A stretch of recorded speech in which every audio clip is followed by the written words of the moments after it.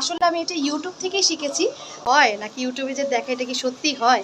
চলেন আমরা দেখি কি কি লাগছে সেটাও আমরা জানাবো। আমার যে জিনিসগুলো লাগবে সেটা হচ্ছে প্রথমে শ্যাম্পু লাগবে। কি আর করা বলেন তো, আমি বের হব, আমার একটা কাজ ছিল, সকাল থেকে বের হব ভাবছি, তো রেডিও হয়েছি। হঠাৎ আমাকে বলল যে না আজকে বের হওয়া যাবে না, আজকে একটু কাজ মানে আটকে গেছে, তো আমি আর কাজ থেকে বের হতে পারলাম না কাজের জন্য আর কি। যাই হোক, তাতে কি হয়েছে, ভাবলাম এই অবস্থায় আপনাদের সাথে একটা ভিডিও করি। সেটা হচ্ছে আমার রূপার জিনিস কিছু ছিল, সেই রূপার জিনিসগুলো আমি একটু পরিষ্কার করব। আমার এত ময়লা হয়েছে রূপার জিনিসগুলোতে, ভাবলাম আপনাদের সাথে শেয়ার করি।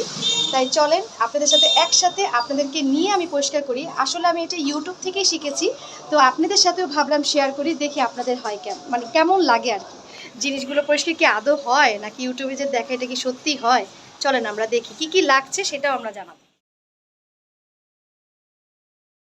এই তো আমার হাতে যে রূপার জিনিসগুলো, অল্প কয়েকটা জিনিস, আমি আসলে এত একটা পড়ি না, তো ভাবলাম এগুলো একটু পরিষ্কার করি আর আপনাদের সাথে ভিডিও বানাই। ঠিক আছে, তো দেখি কেমন হয় আর কি। চলেন, আমার যে জিনিসগুলো লাগবে সেটা হচ্ছে প্রথমে শ্যাম্পু লাগবে, তারপরে লাগবে হচ্ছে ব্রাশ, পুরানো ব্রাশ কিংবা আনইউজড ব্রাশ, অবশ্যই কারো ব্যবহার করা ব্রাশ না। আর তারপর লাগবে অবশ্যই রূপার জিনিস, আর লাগবে পানি, তারপর লাগবে একটা ছোট বাটি, আর আরেকটা জিনিস লাগবে। ভিডিও দেখতে দেখতে আপনারা জেনে যাবেন আরেকটা কী লাগবে, অবশ্যই দেখতে হবে, স্কিপ করবেন না কিন্তু। আমার কাছে যে শ্যাম্পুটা আছে সেই শ্যাম্পু দিয়ে আমি পরিষ্কার করব, আপনাদের হাতের কাছে যা আছে তাই দিয়ে আপনারা পরিষ্কার করবেন, যে কোনো শ্যাম্পু হলেই হবে। এই তো প্রথমে আমি শ্যাম্পু দিচ্ছি পানির মধ্যে, আপনাদের প্রয়োজন মতো নিয়ে নেবেন।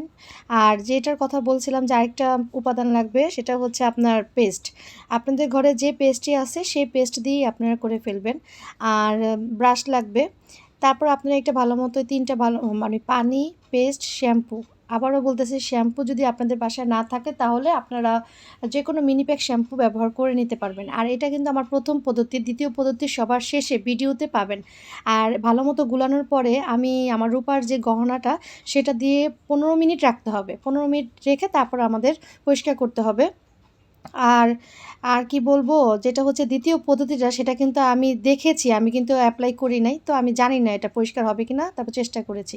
আর এই হচ্ছে আমার হাতটা একদম রান্না করতে করতে অবস্থা শেষ, সেটাই আপনাদেরকে দেখানোর চেষ্টা করলাম আর কি, আমার হাতেরও কী অবস্থা। আর এভাবে ভালো মতো ঘষতে হবে, কিন্তু আমার হাতের ব্যথা যথেষ্ট ছিল, তো মানে আমার হাতে প্রচণ্ড ব্যথা থাকে, তার জন্য আমি ভালো মতো আর কি ঘষতে পারি নাই। চাইলে আপনারা আরেকটু জোর দিয়ে যদি ঘষতে পারেন তাহলে রূপার গহনাটা আরও পরিষ্কার হইতো আর কি। আমি দেখলাম প্রথম পদ্ধতি যেটা, সেটা মানে আমি যেটা দিয়ে অ্যাপ্লাই করলাম ভালোই পরিষ্কার হয়েছে।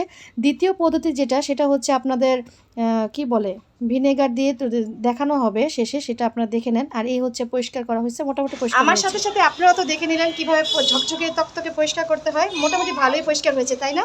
তো এইভাবে নতুন নতুন আরও টিপস ট্রিক্স জানতে হলে অবশ্যই আমার ব্লগ চ্যানেল যেটা সিনথিয়াস ডে, আপনারা একটু সাবস্ক্রাইব করে দেবেন। আপনাদের একটা সাবস্ক্রাইবে আমাকে অনেক অনেক বেশি অনুপ্রেরণা যোগাবে।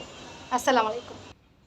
আর দ্বিতীয় পদ্ধতি, ভিনেগার সোডা দিয়ে 5 মিনিট রূপার গহনা যেটা চুলায় দিয়ে ফুটাতে হবে, তারপরে আপনারা নামিয়ে ফেলবেন।